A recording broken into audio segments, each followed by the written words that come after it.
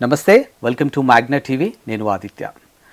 మహాకుంభమేళ ప్రయాగ్రాజ్లో జరుగుతుంది. 144 ఏళ్లకు ఒక్కసారి వచ్చే ఈ మహాకుంభమేళకు కొన్ని కోట్ల మంది భక్తులు వస్తూ ఉన్నారు. బట్ ఇంతమంది భక్తులు వస్తున్న ఒక అమ్మాయి మాత్రం చాలా సెంట్రల్ ఆఫ్ అట్రాక్షన్గా నిలిచింది మహాకుంభమేళలో. ఆమె మోనాలిసా. మరి సోషల్ మీడియా ఇంపాక్ట్ అంటూ ఎక్కడో మధ్యప్రదేశ్లో ఇండోర్ నుంచి వచ్చినటువంటి ఆ అమ్మాయి ఈరోజు ఓవర్ నైట్ స్టార్ అయిపోయింది. అసలు సోషల్ మీడియా ఎందుకు ఫోకస్ చేస్తుంది, ఎలా ఫోకస్ చేస్తుంది, అసలు దీని ఇంపాక్ట్ అనేది ఏ విధంగా ఉంది, దీని గురించి తెలుసుకునే ప్రయత్నం చేద్దాం. ప్రస్తుతానికి మనతో పాటు స్టూడియోలో ఉన్నారు ప్రముఖ అడ్వకేట్ నాగూర్బాబు గారు ఉన్నారు. ఒక్కసారి సార్తో మాట్లాడదాం. సార్ నమస్కారం. సార్ నమస్తే ఆదిత్య గారు. సార్, అసలు సోషల్ మీడియా అనేది ఎప్పుడు ఎవరిని హీరోని చేస్తుంది, ఎవరిని జీరోని చేస్తుందో కూడా అర్థం కాని పరిస్థితి. మహాకుంభమేళ 144 ఏళ్ళకి ఒకసారి వస్తుంది. చాలామంది భక్తులు, కొన్ని కోట్ల మంది భక్తులు, దేశ విదేశాల నుంచి భక్తులు. బట్ ఒక్క అమ్మాయి మాత్రం central of attraction. She Mona Lisa. పేరుకు తగ్గట్టుగానే మోనాలిసా లానే ఉంది. ఇప్పుడు ఆ అమ్మాయిని దాదాపుగా వైరల్ చేసేస్తున్నారు సోషల్ మీడియాలో. అసలు ఏంటి, ఎలా చూడవచ్చు దీన్ని? ఇది సోషల్ మీడియాని యూజ్ చేసుకోవటం ఒక విధంగా మంచిగా యూజ్ చేయొచ్చు, ఇంకొక విధంగా చెడుగా కూడా యూజ్ చేసే పరిస్థితులు కనిపిస్తూ ఉన్నాయి. మోనాలిసాని చూపించడం వల్ల మోనాలిసాకి జరిగిన మంచి ఏంటి?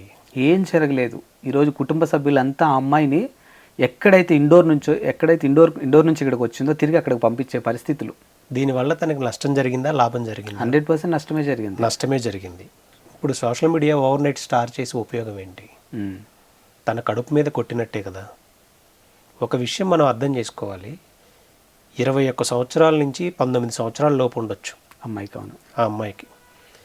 తను ఒక 20 కేజీలు బ్యాగ్ వేసుకొని పూసలు అమ్ముకుంటా, అంటే తను అందాన్ని చూస్తున్నారే కానీ సోషల్ మీడియాలో తన దీనస్థితిని ఎవరు చూడలేకపోతున్నారు.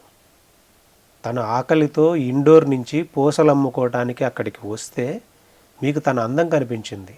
తను ఏం చదువుకుంది, ఎందుకు చదువుకోలేకపోయింది, తనకి ఇలాంటి పరిస్థితి ఎందుకు వచ్చింది, తన చుట్టూ ఇంకా చిన్న చిన్న పిల్లలు అలాగే పూసలు అమ్ముకుంటూ ఉన్నారు. మన భారతదేశానికి అసలు ఈ కర్మ ఏంటి? వీళ్ళంతా దేశ భవిష్యత్తును నించే పౌరులు, భావి భారత పౌరులు. ఇలాంటి వాళ్ళు పూసలు అమ్ముకోవడం ఏంటి? ఇది కదా మీడియా చూపించాల్సింది.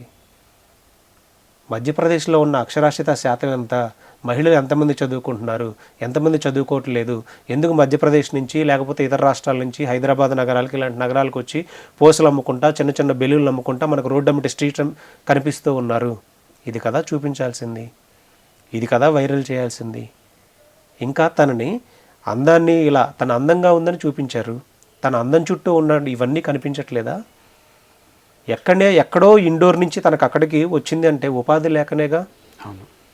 తను నిజంగా చదువుకొని చదివించగలిగే స్తోమత ఉండి తనని చదివించుంటే ఈరోజు అలా వస్తుందా పూసలు అమ్ముకోవడానికి? మన ఆంధ్రప్రదేశ్లో, తెలంగాణలో పిల్లలు ఈరోజు చదువుకుంటున్నారుగా. అలాగే మధ్యప్రదేశ్లో స్త్రీల పరిస్థితి ఎలా ఉందో ఒకసారి అర్థం చేసుకోండి. ఇప్పుడు మీరు హైదరాబాద్లో ఎక్కడైనా ట్రాఫిక్ సిగ్నల్స్ దగ్గర చూసారా? పెన్నులు అమ్ముకుంటా, చిన్న చిన్న బొమ్మలు అమ్ముకుంటా వస్తూ ఉంటారు. వీళ్ళంతా నార్త్ ఇండియన్స్. ఎందుకు? అక్కడ ఇంకా ఉపాధి లేకనేగా, అక్కడ ఇంకా పేదరికం ఉండబట్టేగా, అక్కడ ఇంకా నిరక్షరాస్యత ఉండబట్టేగా, అక్కడ ఉపాధి అవకాశాలు క్లియర్గా లేకపోబట్టే కదా. ఇది కదా మీడియా ఎక్స్పోజ్ చేయాల్సింది. భారతదేశంలో ఇంకా మన స్త్రీలు, మన అక్క చెల్లెళ్ళు, మన పిల్లలు ఇంకా ఇలా రోడ్ల మీద తిరుగుతూ ఉన్నారు. అది కదా చూపించాల్సింది. మధ్యప్రదేశ్లో ఉన్నటువంటి సుమారు 19,000 పర్ డే స్ట్రీట్ చిల్డ్రన్స్ తిరుగుతూ ఉంటారు మధ్యప్రదేశ్లో. స్ట్రీట్ చిల్డ్రన్, చదువు ఉండదు, రోడ్ల మీద ఎక్కడ పడితే అక్కడ పడుకుంటా, చినిగిన బట్టలు వేసుకొని, చిన్న గోనె సంచి తగిలించుకొని రోడ్ల మీద చిత్తకాయితాలు తిరుగుతూ ఉంటారు. హోటళ్లలో పనిచేస్తూ ఉంటారు. ఇవి కదా మార్చాల్సింది, సోషల్ మీడియాలో వైరల్ అవ్వాల్సింది. ఇవి కదా దేశ భవిష్యత్తును మార్చేది. ఇంకా తన మోనాలిసా చాలా అందంగా ఉంది, న్యాచురల్ బ్యూటీ అని చూపించడం వల్ల తను ఆ పూసలు అమ్ముకునే పరిస్థితి కూడా లేకుండా తన తండ్రి అవమానంగా ఫీల్ అయ్యి ఆ అమ్మాయిని ఇండోర్ పంపించే పరిస్థితులు క్రియేట్ చేసిన సోషల్ మీడియా స్టార్ను చేసిందా, రోడ్డు మీదకి లాగిందా? రోడ్డు మీద ఉన్న వాళ్ళు ఇంకా రోడ్డు మీదకి లాగింది. అంటే కొన్ని పరిస్థితులు సోషల్ మీడియాలో కొంతమందిని సెలబ్రిటీస్ చేస్తాయి. ఇప్పుడు రేణు మోండల్ అనే ఒక ట్రైన్లో ఒక సింగర్ని మనం చూసాం.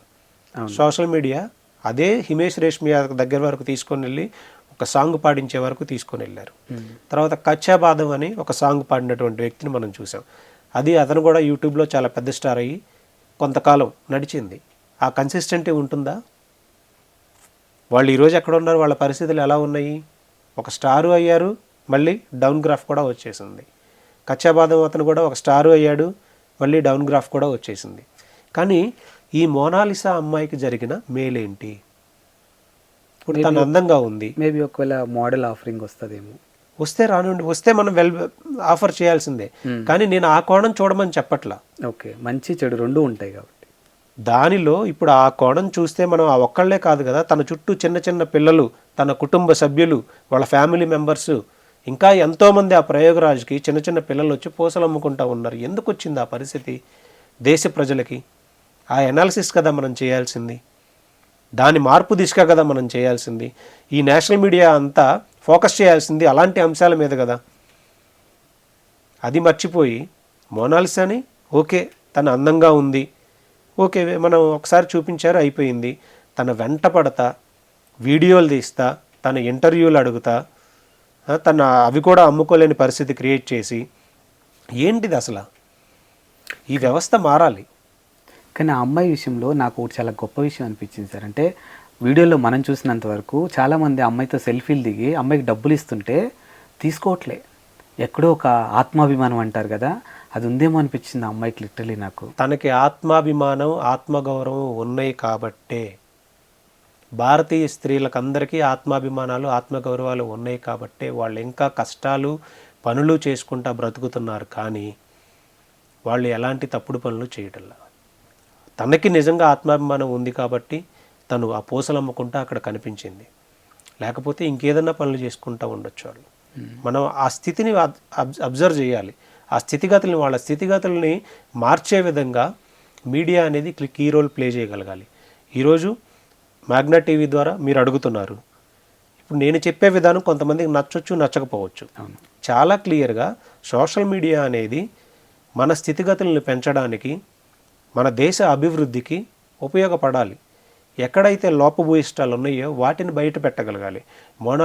మోనాలిసా ఉన్న అందాన్ని చూపించడమే కాదు, ఆ అందం వెనుక ఉన్నటువంటి బాధల్ని, తను పూసలమ్ముతూ ఎందుకుంది అనేటువంటి కష్టాలని, వాడి కుటుంబ స్థితిగతుల్ని, ఇంకా అసలు దారిద్ర్యరేఖ దిరుగున మధ్యప్రదేశ్లో ఎంతమంది ఉన్నారు, ఎందుకు ఇలా రోడ్ల మీదకి వచ్చి అమ్ముకుంటూ ఉన్నారు, వాళ్ళ స్థితిగతులు ఎందుకు మారట్లేదు అని నేషనల్ మీడియా ప్రశ్నించాలి. మధ్యప్రదేశ్ ప్రభుత్వాన్ని, భారత ప్రభుత్వాన్ని ప్రశ్నించాలి. ఎందుకు స్ట్రీట్ చిల్డ్రన్స్ ఇంకా రోడ్ల మీద తిరుగుతూ మధ్యప్రదేశ్లో 19,000 వరకు ఉన్నారు, ఎందుకు అక్కడ అక్షరాస్యత శాతం కేవలం మహిళలది 50% లోపే ఉంది, గ్రామ స్థాయిలో కేవలం ఇంకా 20% లోపే ఉంది? ఇది కదా ప్రశ్నించాల్సింది నేషనల్ మీడియా. మార్పు దిశగా వెళ్ళాలి అని అంటే ఇవి కదా చేయాల్సింది. సో అలాంటి మార్పు రావాలని మనం కోరుకుందాం. Thank you sir. థ్యాంక్స్ అండి.